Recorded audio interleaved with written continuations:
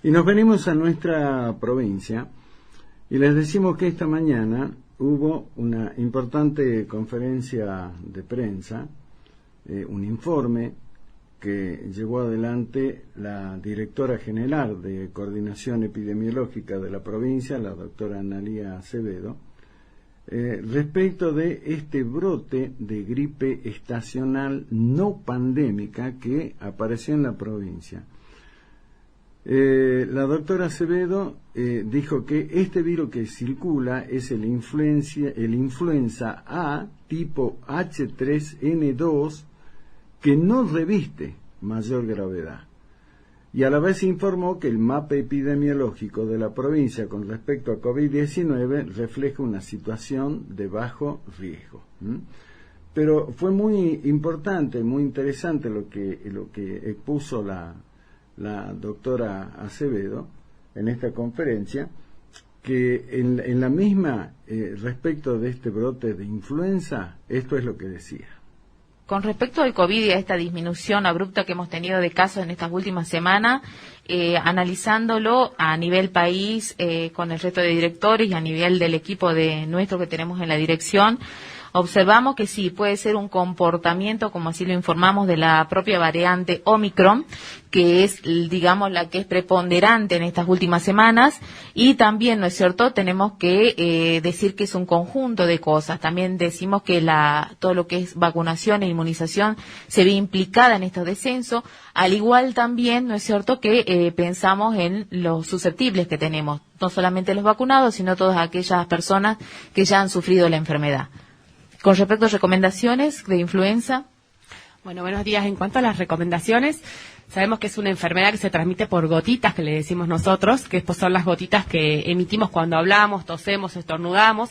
Entonces viajan hasta 1 o 2 metros de distancia, que es cuando podemos contagiar a otra persona. Todo eso se evita con el correcto uso de barbijo.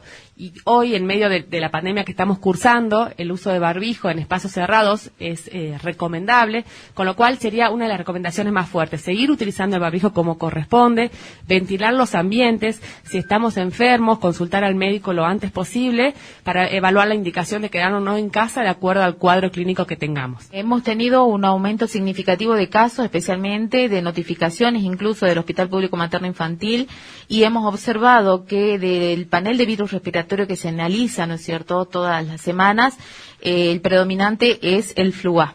Así que coincidimos, ¿no es cierto?, entre todo el análisis que hacemos, que lo que tenemos circulando y la consulta se debe a este virus respiratorio, a flu A. Con respecto al mapa epidemiológico, es así. Nosotros somos una de las provincias que ya hace un par de semanas atrás estamos dentro de las provincias de bajo riesgo epidemiológico. En este momento todos nuestros departamentos se encuentran con una razón y una incidencia que marca lo que bien venimos diciendo todo este tiempo, es el mapa verde, es un bajo riesgo en general. Y con respecto a influenza, los rangos de edad en los que se han presentado son los menores de 5 años y también en el grupo de edad de 24 a 35 años.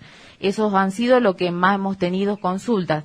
Tenemos que pensar también que son los grupos de edades que más consultan y que puede ser eso también que estemos observando en estos la mayor cantidad de casos. Con respecto a influenza, sí lo tenemos discriminado por varios departamentos. Nosotros tenemos en varios, no solamente acá en Capital, sino se ha visto mucho más en el Departamento General San Martín, en el Departamento Rivadavia, en Cafayate.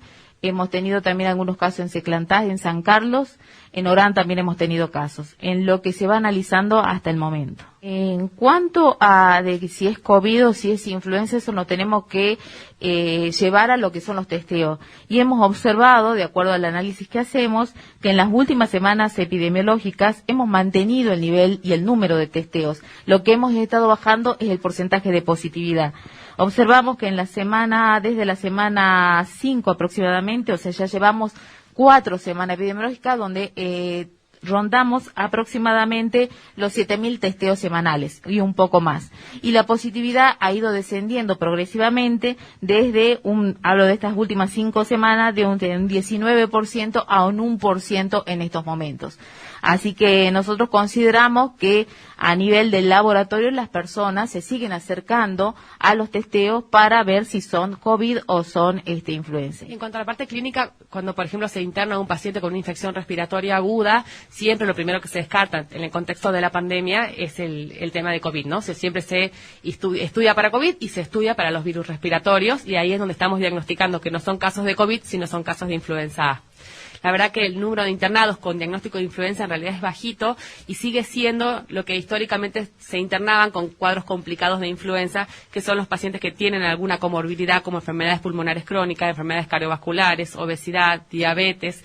Son en ese grupo los que más factores de riesgo tienen, con lo cual en ellos es a quienes tenemos que medicar apenas empiezan los síntomas para poder evitar la necesidad de internación.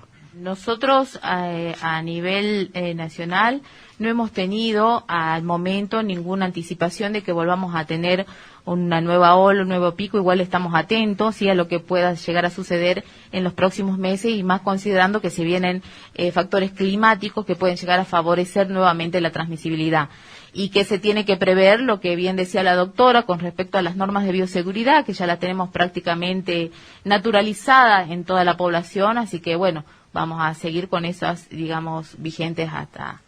Y algo que no es menos importante es la vacunación, ¿no? O sea, la vacunación para COVID, contra la enfermedad de COVID y contra influenza, ¿no? O sea, esos son los dos pilares fundamentales para evitar que esta situación epidemiológica pueda complicarse. En general, las campañas de vacunación vienen comandadas por nación y se aplican en la provincia, ¿sí? Todos los años se hace una campaña de vacunación para la gripe. Generalmente a fines de marzo es cuando se reciben las dosis de nación y se inicia la campaña para gripe. Bueno, con respecto a casos Delta, el análisis que hacemos, digamos, semanalmente no ha variado mucho.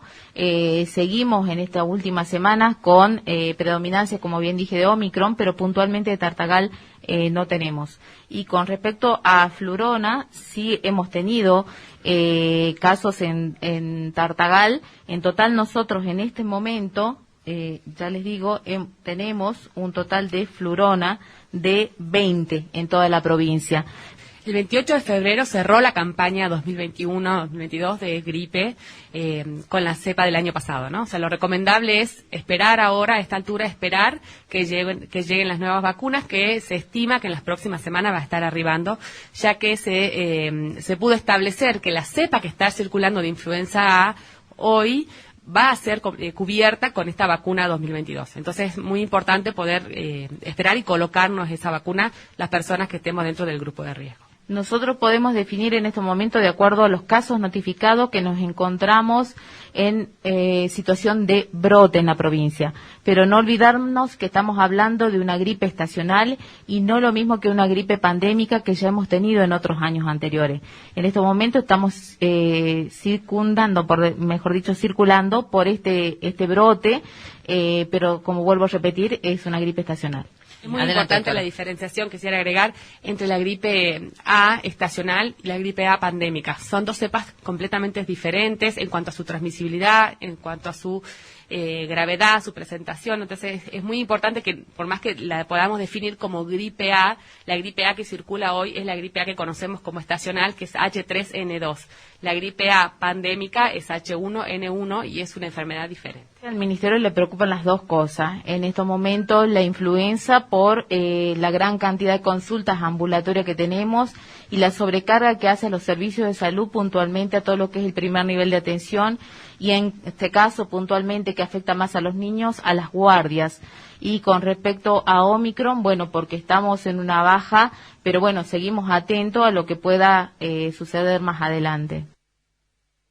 Bueno, ahí está. Escuchábamos lo que fue la conferencia de prensa esta mañana de la directora general de Coordinación Epidemiológica y la jefa del programa de infecciones asociadas al cuidado de la salud, Paula Herrera, con respecto a este brote de gripe estacional no pandémico. Pero ahí están las recomendaciones, ¿no? El uso del barbijo, lo decían las doctoras, sigue siendo fundamental.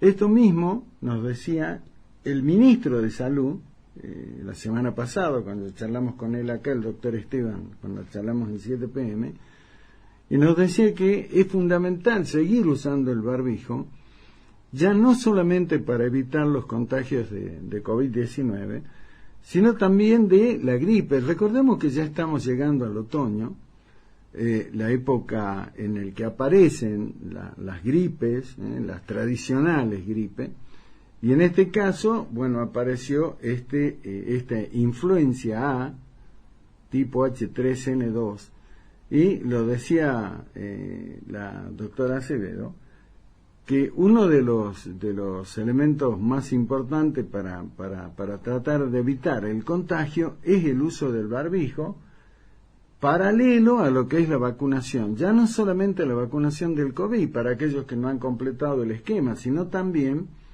la vacuna contra la influenza, que es la vacuna que, antes que aparezca la pandemia, casi naturalmente, podríamos decir,